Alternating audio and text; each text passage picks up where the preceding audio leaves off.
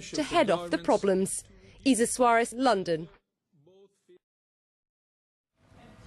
Well, let's swivel into a currency and commodity chat with Chief Economist and Market Strategist at NG Farrer, Pete McGuire. Interesting, Pete, if we start with the A-dollar, because the chatter has been about the risk-on story, the swivel away from bonds. Walk us through, though, what we're seeing with the euro, the unwind there of that carry trade. Well, good morning, Brooke, and good morning, Carson. You know, when you've seen the yen, the UK pound and, of course, the Swiss franc really come under pressure in the last couple of months, we've seen huge sell-offs and the euro strengthened dramatically in that short period of time. Also, you've seen equities go through the roof. So all of this is just really impacting as far as FX traders. And we've seen Citigroup say that they've had the largest trade ever as far as volumes going back in the last few days. So it's very, very strong as far as that whole FX space.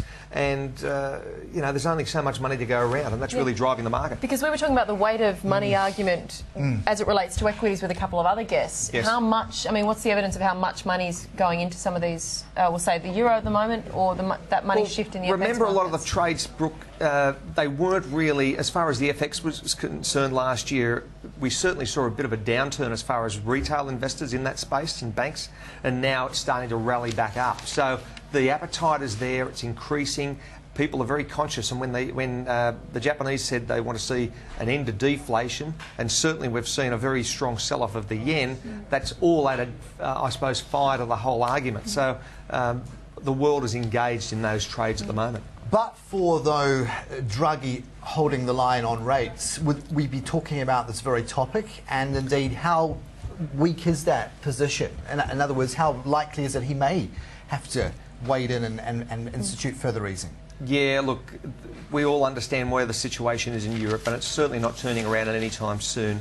From auto sales all the way through to auto manufacturing, all the way through to you know, the man on the street. They're really doing it tough across every sector, and when France comes out overnight and says really they are bankrupt, then that doesn't add any real you know, confidence to the marketplace. So people are very conscious of that, and I think that you're going to see probably further weakening. It does kind of beg the question, what are your global growth barometers right now? Are you looking at crude as the most reliable steer, or is it copper? No, well, and for what reason? Crude, look, OPEC produced 30 million barrels a day. There's no real consensus out there that they're going to see prices shoot through the roof, and I think at the moment you'll probably see WTI trade close to that $100 range over the next week or two. I wouldn't be surprised you're going to see possibly a little bit of a tail off, or the market just comes under a little bit of a respite when you're looking at the Chinese New Year in another week and a half or so.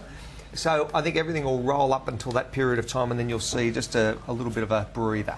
Fantastic, Pete. We've got to go. Thank you so much for today from NG Farrer. Pete McGuire. Quick break for us. On the other side, we'll check how the equity market's going at the start of trading.